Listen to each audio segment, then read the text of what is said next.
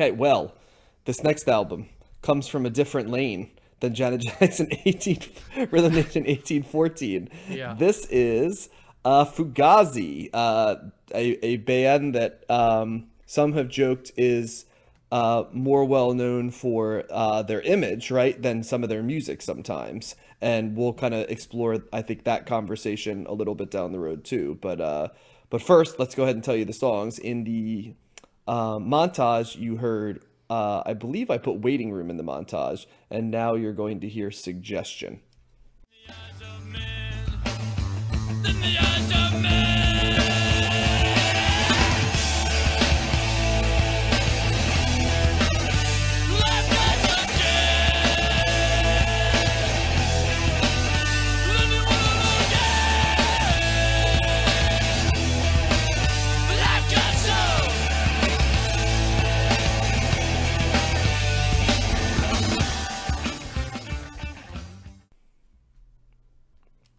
And that's a very interesting track in terms of subject matter, which we'll cover. But first, Matt, why don't you go ahead and run the numbers for us? So 13 Songs by Fugazi comes in at number 198 in the 1980s on Best Ever Albums, number 16 in 1989, number 1,245 of all time. It's Fugazi's second highest rated album on Best Ever Albums, behind 1990's Repeater, which I believe we might cover in the 90s.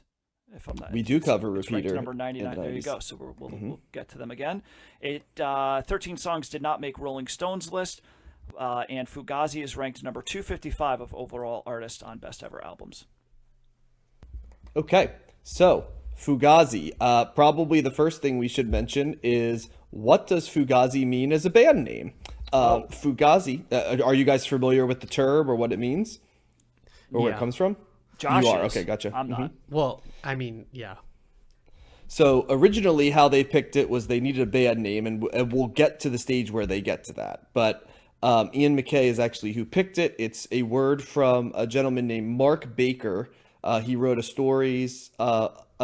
compilation of stories, I should say. Having trouble talking this episode, I apologize. Of Vietnam veterans, and in it there was a slang word that they consistently used called Fugazi, which stood for fucked up, got ambushed, and zipped into a body bag. And then it was sort of prorated out to whenever anything is sort of like screwed up or messed up beyond repair or comfort, I guess would be the best description. Is that, Josh, how you've always understood it? Yeah, I didn't know anything about the history or the acronym, but I just knew it as like being messed up, kind of like FUBAR almost. Yeah, kind of more like, about it. it's, do know it's gone Fubar, it's yeah. gone Fugazi or something Yeah, like that. exactly. Yeah, we've that's, yeah, kind of can be used as both a noun, right, or a like an even almost like an adverb or something, right? Like it's a Fugazi, something, yeah, something like Yeah. that. So Fugazi was formed in 1986. They are considered to be a post-hardcore band. They were in DC, not exactly a surprising thing for the hardcore movement. Can you name a couple of other bands that were either in or adjacent to the hardcore movement who were DC products, guys? Well, Bad Brains. Bad Brains we covered. Yep. The Minor other one Threat. that we Yep, the other one we didn't cover that's big here is Minor Threat. And there is a theme to Minor Threat, and I'm not sure if you guys are known, but the theme is Ian MacKaye, who is the lead singer of Fugazi. So that is how the tie is there. The band also started with Joe Lally, who's the bassist, and drummer Colin Sears. Those are the three guys that were the core of the band at the beginning. How he describes it, Ian McCain is, or excuse me, Ian MacKaye, I apologize, was that he, after Minor Threat dissolved, he was at a couple other bands. His grand design was he wanted to form a project that was the Stooges, but with reggae influences, was kind of his in his mind sort of how this was going to come together. And there's a lot of different things that Ian MacKaye says. Like, it wasn't necessarily that he was looking to go to another band as much as he kind of almost viewed it as like a series of side projects he was going to do, or a side project, right, with other people that he knew and enjoyed and felt could make good music with. So in September of 86, they begin practicing together. And Sears, the original drummer, decided that he was going to go back to his band that he was in prior to joining this sort of improv group of three.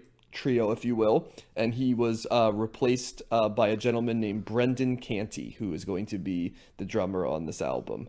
How this gets interesting is that Canty was in a band called Rites of Spring, and one day his friend theoretically dropped by, but he admitted later that he dropped by with a purpose to try to see if he could possibly join the group, and that was Guy Pachado. And I did my homework, guys, because it was not the most intuitive name to pronounce. So I went and looked at a bunch of pronunciations, and that was the one that came up most commonly. So Guy Pachado is the pronunciation that I saw. Spelled Guy, like the French way, or I went to many places in which it said pronunciation and watched biographies, and that was the way that it was most described. So Guy Pachado. So I truly did my homework. I'm not just freelancing here. If it is Guy, there's a lot of bad information on the internet, and I did a deeper dive than just one or two things to do it. So I apologize. So I'm going to go with Pachato as the last name going forward. But he... Rites of Spring's kind of an influential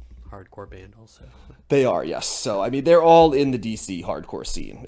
If we want to put a bow on it very cleanly, that would be kind of where the clear lineage of this band is. So it worked because he got invited to practices. And I thought this was very interesting.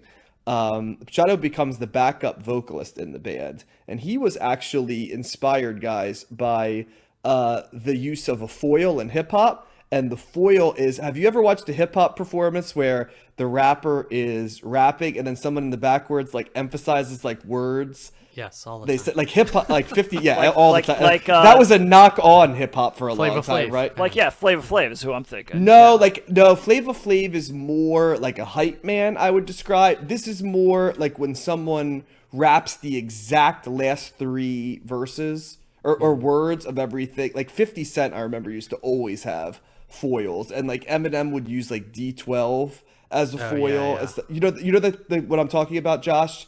Yeah. It's different than what Flava Flav or like ODB did, right? They were sort of more hype man, like chaos agents, right? This is someone who sort of just emphasizes the background. I guess you know what? In fairness, I guess yeah.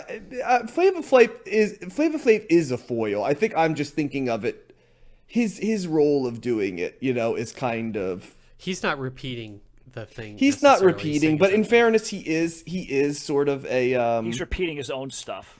Yeah, like in modern times, like kind of people they mentioned as having foil characteristics are like Little John and like Diddy. So yeah, maybe it is in some ways. I think I just think of it in that role of like Proof for Eminem, right, and stuff. But some of the folks more sort of emphasize exact lyrics, and others kind of freelance a little bit. So maybe I shouldn't write it off, Josh, as sort of like not the Flava Flav thing. But anyway.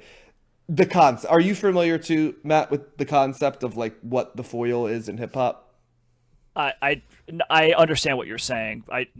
Not prior to that explanation though. No. I mean, I know what it is, but I never knew it was like an actual term or whatever. But Well, and there isn't a lot of history leading up to this. And I want to say, first of all, this is a compilation, by the way, because this is their first two EPs put together in an album. Okay, so this is the distillation of Fugazi and Margin Walker, which were EPs that were released ahead of this album. And so this was released on September 1st, 1989, a combination of those two EPs. So I guess in the strictest sense, this isn't a studio album. That wouldn't come till 1990, and we're going to be covering that album.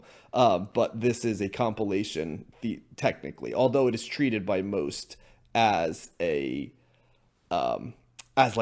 proper album. Is it a clean like split? Is it like the first part the one EP and the second part the other? Or do they combine them?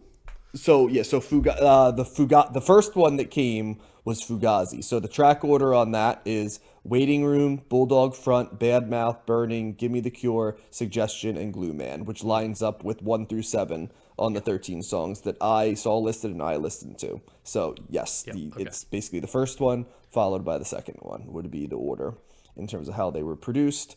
There isn't a whole lot that really is the background for this outside of that a big piece of the Fugazi ethos was playing these albums live. They put sort of remember when Pearl Jam tried to release all of those live albums, guys, and they like Yes. they labeled the so like Fugazi's done that for like over 800 of their concerts of their over 1,000, and they did it, and they had the whole thing that Radiohead did where it's like you can either pay up to $5 or a sliding scale amount to pay for this, and the idea is sort of to support the band. And really that is where it becomes important to talk about like Fugazi as a concept, because along with their music they are sort of well known for the fact that they took hardcore and bended the genres a little bit is one thing, and certainly sort of that like DIY do it yourself sort of punk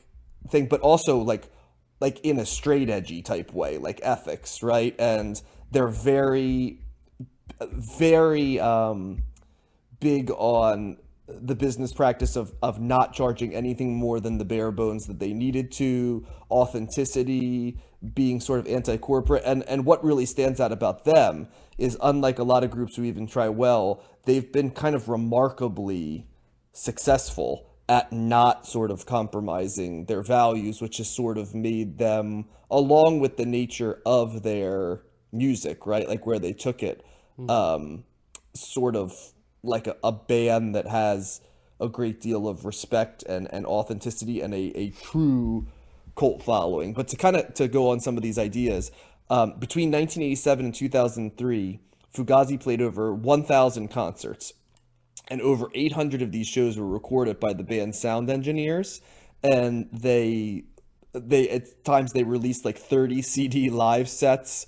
They on December 1st, 2011, they had a thing through Discord Records with 750 recordings with a suggested price of $5 or pay what you want sliding scale, truly DIY, right, in the sense right there. The concerts were professionally mastered, but they decided not to edit anything out of it. So it's interesting in that it's clean, but also dirty, right, in the sense that it wasn't stuff like that.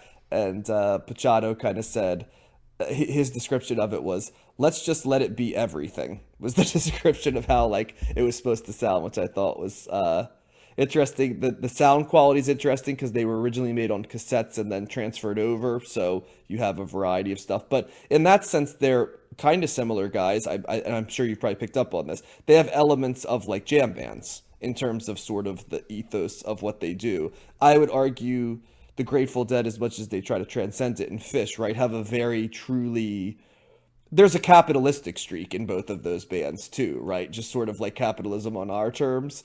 I don't think Fugazi would embrace that as much, right? They're sort of like, we're making money because you need money to do these things, but we're going to make, you know, the bare minimum and sacrifice the least amount possible in terms of our ethics and our view, our Spartan view, right? I feel like those bands also have like more of a merchandising component, like a lifestyle, as opposed to this band. It's a punk rock style of living is how they Yeah. would describe it, or what you would, and in the case of it's like the straight edge style, right? Because Minor Threat was basically directly associated with that. They said it was kind of like a trial and error process, right? They like they had a lot of like, not rules in the sense of it like a dictatorship, but they would, here's how they make decisions, right? They said like, we're going to need to sell merchandise, right? So we're going to need to have someone who sells merchandise, right? And they're going to need to have housing and food and stuff while they're with us. So like we would need to make sure that person made a living, right? So we could either do that and treat that person well, or we could just not sell merchandise, right? And then not have that. And so they didn't sell merchandise.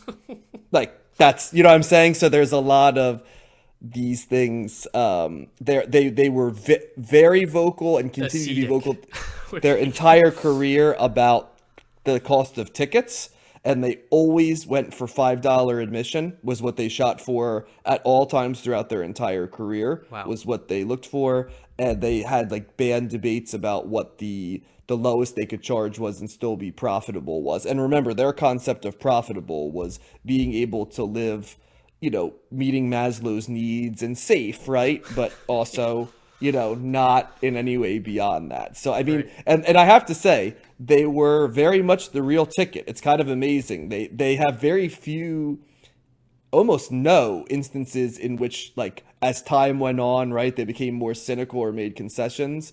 They kind of just at all times sort of, they said we can just keep our overhead lower, right? And so because of that, the DIY thing was right. So because of this, we have to learn how to do all this shit because we can underpay ourselves. And if we keep doing all the shit, we're really only underpaying ourselves and not screwing anyone else over. They played all kinds of like unusual venues. Like they play like Elks Lodges and stuff and pizza parlors, which I found extremely funny.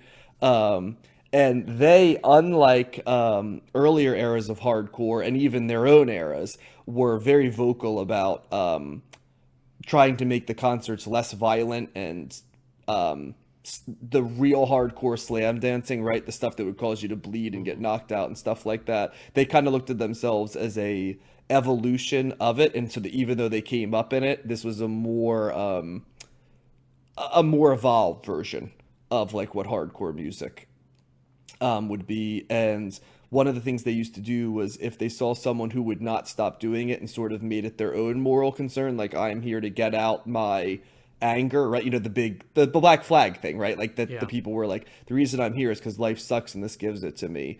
They would get if they ever escorted people out, they would keep a like thing of envelopes pre-made on it, and so when they kicked the person out of their concert, they'd give them an envelope with $5 in it, refunding their ticket. So you know what I mean? So there were a lot of things, right, that they thought through in terms of making it the real ticket. And they said there also was sort of like a pragmatic concern that if somebody got hurt, right, when you refund their ticket and you discourage it constantly, there really was no way to go after them at that point, right? They basically gave like no reason for anyone to hate them or criticize them too by doing all well, this they got criticized in the way that a lot of folks that were in that get credit, like, sanctimonious, right, or like overly moralistic, and stuff like that. But one thing I could tell you is that they are beloved by other artists. I mean, the list of like ways who is interested, that they were thanked by Sublime on their debut album, John Frusciante of the Chili Peppers, Kurt Cobain was friends with all of them and looked them as something to aspire to, Eddie Vedder, Elliott Smith said it was his favorite band, Johnny Marr said it was one of his favorites, Joe Strummer, all of the Ramones, the members of Blur, like almost every pop punk band, of their era, Tom Morello. I could keep going. I won't go forever, but like the list is almost comically huge of people that love the band, right? Mm-hmm. And people love the music. I don't think it's just the music, but it's also the concept of the band, which is definitely, I mean, there's that idea of like the true believer or the righteous soul, you know what I mean, is a big piece of this. So I did need to mention that because it is impossible to talk about Fugazi without that element of them. And I will out myself a little bit too. A lot of what I knew about Fugazi coming to this was the concept of Fugazi as opposed to the music, which I'm going to explore in my conversation, but that's where I came in with it. Mm-hmm. I'm going to jump off now, and I'm going to turn it over to you guys. We'll start with Josh. Thoughts on this one? Yeah, this is a band kind of similar to you. I always knew about them through Reputation and all of these punk bands that have name-checked them.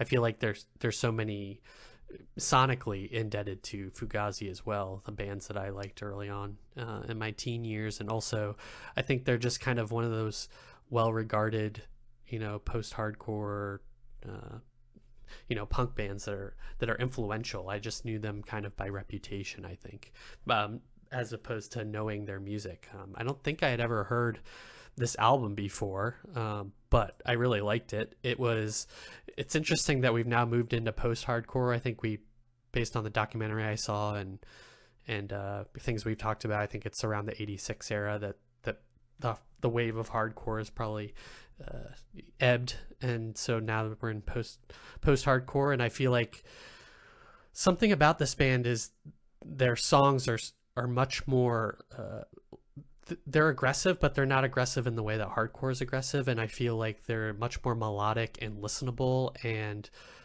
one of the bass lines on this are kind of front and center in terms of drawing you in. I think right from that first song, Waiting Room, which is such an anthem. It's it's got an awesome bass line to start and throughout. And I mean, I feel like in some ways that's a singular song. I feel like I could listen to. It's probably been covered too by a million other bands that I've heard renditions of at some point. But right from the jump in that first song, I got pulled in, and I really liked kind of their sound. It is kind of a, with the bass lines, it is a mix of punk, but also like that reggae feel to it. There is kind of like a dub, like, I don't know, groove to their sound in some ways. And so going from that into the following tracks, like I just really liked what they were sounding like, and it just reminded me of a lot of other bands. They have Give Me the Cure kind of reminds me of a Sonic Youth song, and it's melodic, and Burning was really good. I really found like the first 7 tracks or so, it's funny that the split, not knowing the EP split, I really responded to the first half of this album more, although I think there is good songs on the back half as well. But it's a really strong front 7 with Bulldog Front, then Bad Mouth.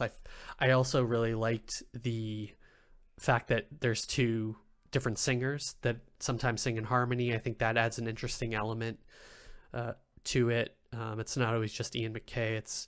It's Guy also singing. I think that, and they definitely. I really hope it's Guy and not Guy, since I did a lot of research on that. So yeah. It's and they both have very distinct voices, so you always know who's singing, and I think they contrast each other nicely. But on the back half too, I really liked Burning 2, Promises, the last track, and I think also the messages in the songs, the thematic content of the songs spoke to me as well, and just about made the album really easy to listen to, and in a way that the hardcore albums weren't as easy to listen to. This reminded me more of like Bad Brains, or even a lot of like Southern, even though they're from DC, like a lot of like Southern California punk that would come out, like a Sublime in some ways, because they have a same type of, I don't know, there is like a more relaxed vibe to it in some ways. It's hard to put my finger on it, but I just found it much more interesting and listenable to the bottom line. I think they have a good way of structuring their songs and crafting just crafting good songs. So this was I was really impressed by this album, and I really liked it. So thumbs up for me. Okay. So I have to say, generally speaking, I knew Fugazi. I knew that I knew Ian MacKaye was in Minor Threat first, and now he's in Fugazi, but that's about it. So I expecting hardcore, another hardcore record, that I was pleasantly surprised that it was way more palatable than I was expecting it to be. I have heard some Minor Threat stuff, and I'm like, ooh, okay, that's heavy, right? But it's interesting how, like, I'm trying to think of all the quote unquote hardcore albums that we've covered where I've been like reeling, going like, I can't do this. And the one that only really stands out as being, really like that for me was the Black Flag record. Yeah. Because I think that because you liked like Husker Du. Yeah, Husker Du was Bad fine. Brains. Bad Brains was a nice, was pleasant. Yeah, that was good. The what was Dead Kennedys? Minutemen. Yeah. Minutemen, exactly, right. So and this I'm going to count now. All those Descendants too. They're not really hardcore. They're more punk, but I would yeah. say. So my first thought was like, okay, I can get into this, right? Because it's not this abrasive, screaming kind of like, just there's substance behind here that I can get down to, as opposed to just Black Flag was just that was hard. Interesting listen for me overall. first of all, I am picking up on all kinds of 90s alt rock stuff that's happening here. Like I'm hearing like this is like in some ways I was thinking, is this proto emo? You know, because there's some guitar riffs on here that remind me of Sunny Day Real Estate. You know, and they're one of the forerunners of the emo movement. So I don't know if proto emo is a genre. I didn't see that labeled under, you know. I'm sure there's a lot of emo here. bands that were influenced or name Yeah. check them as well. But I'm picking up on that. I mean, right away, the first song I think that was the first song. I'm like, man, this sounds a little like 311, so that's not going to be a good thing for me. Like the reggae, because there's a reggae element up here that kind of 311, you know, ran away with. So there's some Chili Peppers in here. There's some, you know, there's a little 90s grunge stuff happening too. So picking up on some of that stuff. Actually, Josh, I think I like the second half of this better as a whole. But as a whole record, I didn't get to the point where it's like, man, I love this. This is great. Like it all kind of existed in a similar lane for me. And maybe I just didn't listen to it either enough or I didn't give it the full attention that sometimes I feel like I need to give records. So I did like it more as the week went on. And I liked it fine. I mean, some songs that stood out to me. I think, Josh, you had a couple that I would agree with. Burning 2, I really liked kind of like the chorus, if you can call it a chorus of the vocal part that's happening there. I thought Promises was really good. Provisionals, it was a good song. But I don't know if I can give this any more than it's a thumbs in the middle, maybe a thumbs trending up, just because it wasn't hitting me. Maybe as much as I would really have wanted it to. It kind of, and I listened to it several times, and it just I never got over the hump of like, oh, I love this, right? It kind of just existed as like, it's a good punk record, good, you know, punk rock, you know, emo type record. And I don't know if, I'm just curious as like, do I need to listen to this more to get to that other side, or is this going to always kind of exist in this lane for me where it's totally fine. It's easily listenable. I don't feel like that even though there's screaming happening and stuff like that, I don't feel like this is an unlistenable record or a harsh record really. Maybe there's some harsh elements, but like it's fine. I don't know. I was hoping. When I initially heard what it was, I was like, okay, I think I'm going to really like this. And I never got there and I can't explain why. I didn't know I think I knew that Ian MacKaye was kind of straight edge, but I didn't know that whole story about like all the stuff that you were saying, John, about them, you know, purposefully, you know, cutting ticket prices and, you know, being for the people. I mean, they didn't use heat in the winter, so that should give you an idea of like. Yeah, and so really respect that, you know, like what, you know, that's you know, integrity and being there really for the fans and trying to, you know, practicing what they preach, so to speak, and just so very impressed by that. Certainly, you know, all the bands that you and artists you were name checking, really love these guys, and it's another one of those records where I'm like, man, I'm hearing so much in here that it's hard for me to pinpoint who I'm hearing, but I can definitely pick that out. But man, there's just something about it that this week I just wasn't able to get over the edge there, and I don't know if I will, if I'm going to give this much more attention, but. Obviously, we're going to listen to them again, so I'm interested in that record. Maybe because this is early on. This isn't even a full record. This is just their first couple EPs, and then they start putting out their records. But I think generally I like what's happening here. But it maybe slight thumbs up is the best that I can do. But it's a little bit more trending in the middle for me, just because I like what I'm hearing, but it's not like I love this or I'm really into this. It's kind of like. It's fine, and I think it deserves a better review than that. But that's the most that I'm able to squeeze out this week. So that's kind well. Don't worry, I'm gonna give it that, Matt, because I love you, but you were going way too long to be wrong. That this album fucking kicks ass. It's one of the best fucking albums of the 80s we've listened. I have no idea why I don't have more of a relationship with Fugazi. There's been a couple bands in the 80s and late 70s where I'm like, how in God's name did I not fucking listen to the hell out of this album? Like I think of like Television and that Gang of Four, like Entertainment. There's just certain ones that this album is so fucking good. Like from start to finish, like I completely disagree with you. Like this spoke to me on like a resonance level, like from the beginning, and I knew Waiting Room. That was the first song it did. to compare. I like almost like reached through the thing and you said 311. Are you fucking kidding me? Like there's Yeah. nothing like 311 on that. This is so much more complex and multi. That's if that's like sort of like that's like the kiddie pool of like what they're doing here. And from a lyrical standpoint, like the lyrics and the quality of the lyrics on this album compared to like Amber is her energy and shit. I mean, come on. Like it just so anybody who's taking that, I love you, Matt, but like you do not use that as a frame of reference because this is there. It's more just now, again, it's not the lyrics. It's more just like a guitar sound that was a thing that one little part. I guess. So yeah. Well, there's so many things on this. First of all, I love the merging of genres on this because it's got the edge and the energy and the slow boil into like fury that hardcore has while not going all the way in to full abrasiveness keep you there. Yep. It's warmer, it brings you in.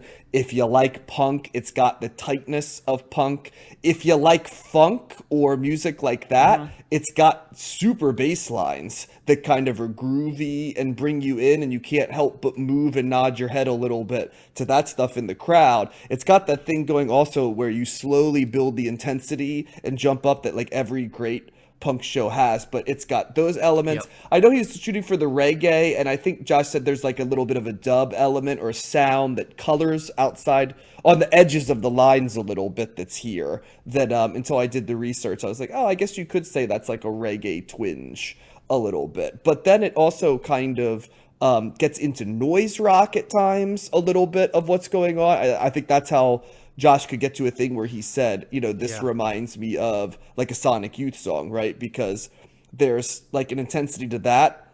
So you're jumping all over different genres. The lyrics are great. I mean, they're very much of that straight edge, you know, mindset, right? Like talking about society and talking about integrity and worth and you know, straight edge to me is always like a very masculine energy, like very masculine. But I guess you could say it sort of is taking the anger and the fury and the righteousness, right, of like what somebody who has the toxic masculinity has, the confidence, right, in what you're selling, but maybe in a way that's a little bit more palatable. And so that's kind of present here. There's a clarity of voice and call in the song, but really what it was just like each of the songs is just a really freaking good song, like across the board. Suggestion is written sort of like from a woman's perspective, right, of like of kind of like a sexual assault would be the best way I would describe it a little bit, like sort of telling the story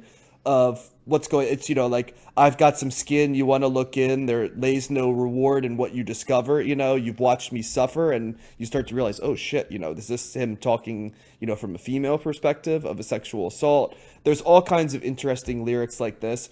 I listened to this album 3 times this week. The re-listenability was incredibly high on this, and yeah, it's an awesome bridge between it almost feels like the final exam of like the late 70s punk and post-punk and new wave and hardcore and you know, noise rock, all the stuff we've traveled, right? And this is sort of like the key at the end of it. And then it like leads into the next branch of what's coming in the 90s, from stuff that continues to be like underground a little bit, even a little bit of like what the harder edged emo stuff kind of goes in that direction, right? You know, the it's poppy enough that you can see how you could be a band that has a little bit more pop influences. Like, I know they don't really sound like them, but you can see why the guys in like Blink-182 or Green Day love this band, because there's enough pop DNA in this that you could see them listening to it. Bands we haven't covered yet, like, you know, like Jawbreaker and stuff, you see clear, you know, lineage of stuff like that. And there's enough of the hardcore stuff. It's sort of like it takes the hardcore stuff out that makes it repetitive, and like it evolves. It really is just the evolution of that genre merged together with other things. So this will be extremely high on my list of albums in the 80s. I love this album. It will have not only that, it will ascend to that area where the high ranked albums for me fall into, which is like, I will listen to this album at times by choice outside of the context of the show or stuff and show this to other folks. I may not jump on the evangelist like line of Fugazi like the hardcore fans are, but they're definitely going to be a band that is going to start coming up in discussions of bands that I like and really enjoy in a way they never have. And once again, the great thing about this show is that it's allowed me to stumble into this stuff. The bad thing about the show is kind of like what Matt said in the first segment, right? It's kind of like, how the hell did I miss this long into my life? So yeah, strongest thumbs up for me on this one. Yeah, I think, and I also don't think, Matt, that this will ever hit you if it didn't hit you after listening to it this week, because I just think I think if it hits you right with the themes and stuff and how people feel about this, it doesn't feel like a grower to me. I don't think. Yeah, I wonder, Matt, if it's like, I don't know, it is kind of stripped down in some ways. It's very much just a bass drums, and there's no kind of outside elements that are adding to the production or sound, and maybe that's, but I can kind of see why you might not respond to it in that regard. But like John, I feel like this is somehow some sort of like foundational DNA to so much punk rock that I listen to. I think just not knowing them, I just hear it's like so a much. Primary text for my musical taste is how I describe exactly. this. That's kind of how I feel when I heard this band, like right from the first part of the first song, like right from that bass line, the doon doon Yep. doon doon doon. Like I just was like in already. Like Yep. It goes right there with me with like Murmur or like Parallel Lines by Blondie or the first Clash album, Funhouse by the There's just certain albums, right, where it's like I hear these and it's like this is the canon, right, of like John's musical taste in rock. Yeah. Yeah, and I think you did a good job of. I don't disagree with a lot of the stuff that you said, John, to describe this. Kind of the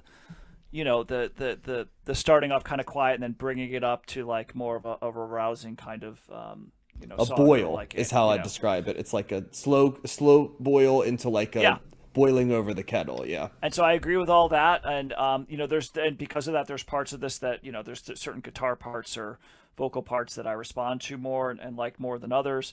I was really an interesting listening experience because I'm thinking like I'm waiting for it to get to that next level, and it never did really. Yeah. Like I don't dislike it by any stretch. It's just I'm not over the moon for it. It's kind of which is just weird because I know it's obviously really important band for a lot of people.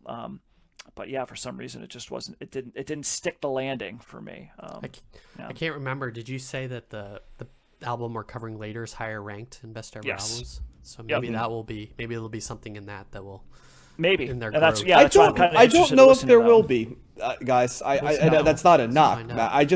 I just think we have a lineage now, kind of, Matt, of how you feel about these albums, and there haven't been any where you've been like, this kicked ass, in the way that when I know you're passionate about something. Yeah. And I don't think there's a barrier necessarily, but I just don't know. Yeah, I kind of wanted it to kick ass. I think how it like distills for you is guys that like this, but write much more pop traditional albums. And like I'll give you an exact example. A guy that you just saw, right, Frank Turner, who grew up listening to this type of music, hardcore music, but has repurposed it as a much more sing-along pop version of it, which is not bad, but is like 3 to 4 deviations over in terms of pop accessibility, right? Yes. And that just might be the funnel that you get. Like this is to some degree like a chaser version of hardcore for me, because pure hardcore I wasn't as negative on as you guys, but yeah, there is a little bit of a barrier to me. This scrubs all of that out, and I think like you might need to go over more, right, and have it scrubbed out a little bit more. Just like you might need, some people might need their punk to be less raw and a little bit more Green Day, right? And that's okay. Yeah, I think I fall in that camp. I fall in that camp. Yeah. I've noticed that thematically. And so like I in no way see Fugazi with their whole story and how they do things like this is the album where we experiment with like long jams, like I don't think we're ever gonna get there. So yeah, we'll see. Yeah, I don't think the stripped down nature itself is problematic. I mean, I love the White Stripes, and they're more Yeah, stripped that's down true. than this, So it's not that, right? It's just there's something just foundational, and maybe you're right, John. Maybe I needed a little bit more of a poppier. And I don't want to say that this isn't that there's no catchy element here, that it's not that if there's no pop, that there's no like there's stuff that for me to get down to on this. It's just Yeah. it's kind of in the it's for me it's in more of the middling range, which I know for people that love this band, it's like how could you say that? I'm like I don't know, just that's just how it is. But I will say this: I was much happier with this record than I thought I was going to be. So Yeah. because I was expected to be like ugh, but I I don't kind of know. expected that you wouldn't like it, Matt, and I expected that Josh would really like it. So, yeah, You're right. and I kind of knew I was going to. I just Yeah. I didn't know I was gonna like it like at the That level I much, did, but I yeah. knew I was gonna like it. Yeah. So, there's just certain ones that I don't know. We've done this long enough that you can kind of telegraph a little Do you bit. know Minor Threat, John? Oh yeah, I like. So Minor you Threat. knew them more than Fugazi. Oh yeah. Okay. No, no, equal. Oh, equal. Okay. We've all Like I Minor Threat's not like a band you like put on their albums, right? Like they're just it's like 28 minutes of unrequited noise and energy. And to me, you don't I listen can't to do that. Minor Threat for an album. You listen to Minor Threat like at a live show to basically channel your energy and indignation Yeah. out, which is like, by the way, this band, like I want to see live. I love this as an album, but like the real appeal to this band, you can just tell by the way the songs are there, is to see Yeah. this live. Yeah, I wonder if I'd feel much stronger about them if I saw them live. I think sometimes that I can don't happen. know, Matt. Because I Yeah. mean, you didn't ever really flirt in the way that Josh and I did with the world of like punk and ska and sort of that realms. And so punk much that- of yeah, this not is like just this, you no. just like when you get to that world, you just like viscerally connect to it. And there haven't really been that many albums in this genre I've ever seen you have that visceral Yeah. feel that you have when you talk about things like Bruce Springsteen or the Beatles and stuff that I No, think oh, that's get into for your sure. get into your innards, but don't get into my innards. You know what I mean? So like Right. which is okay. That's why the show No, but is I'm good. saying I just in general, like sometimes even for a band that you're not like totally into, but you see a clip of them playing live, or you go see them live, they open up for something, and you're just like, man, like something about seeing somebody play the music live and getting into it helps me hear the music in a different way. In a weird, it's a visual Well, I experience, think it's but it's also also helping me hear it in a different, more profound way. So sometimes I Yeah. can get it more if I see somebody live. Not saying I'd fall in love with them, but maybe I'd get it more. I'd see more into it or something like that. That's all. I just think your personality also doesn't lend itself to like angry and confrontational in a way that say mine might, right? Where I go to a show and I see people who are like elevated to 10. I might not jump in the pit, but I'm like I want to kind of be here. You know what I mean? Like I like the idea of getting this energy out. That was exhilarating and exciting to me. Like I don't see anything about that being exciting for you, and that might be a barrier too. It's funny watching it. Whereas Like, I hate nostalgia, right? And so like a concert that constantly lives in a nostalgic realm, like is like for people that go there, it's like I feel so good after I do that. I feel like comment. Whereas for me, it's like I feel Yeah. left flat. You know, it's all the vibe, right? Yep. Yep. Or the sense of community to Grateful Dead show, right? You know, stuff like that. Where do you fall, Josh, on that continuum? Oh yeah, I mean, I could totally want to see this band live because I imagine like everyone in the audience like singing along and like kind of riding. Oh, if you that go to like energy the and concerts, stuff. they're all shirtless, and you know it's 99.99999% male. You know what I mean? And they've kind of gotten the males to act a little bit more appropriately, right? You know, in the thing, but there's still Yeah. it's still a to some degree it's still a the lyrics and the vibe, right? Is there's an indignation to it about you know This the yeah, world. I think this is a band that transcends generations too. I think there's like Well, because there's always going to be people, right, that have Yeah. this worldview. Like, Yeah. there are. That's why there's still a straight edge movement. Yeah. And I have a little bit of a, not an anti establishment, you know, but like a devil's advocate question stuff opinion that the lane opens for me pretty clearly. And especially when you're young, right? It really opens for you. yeah, definitely. But Okay. good stuff. Well, so 2 thumbs up and a thumbs in the middle, it sounds like, for this That's one. fair. Yep. And my thumbs up is way up, by the way, so I'll put that up there. That it's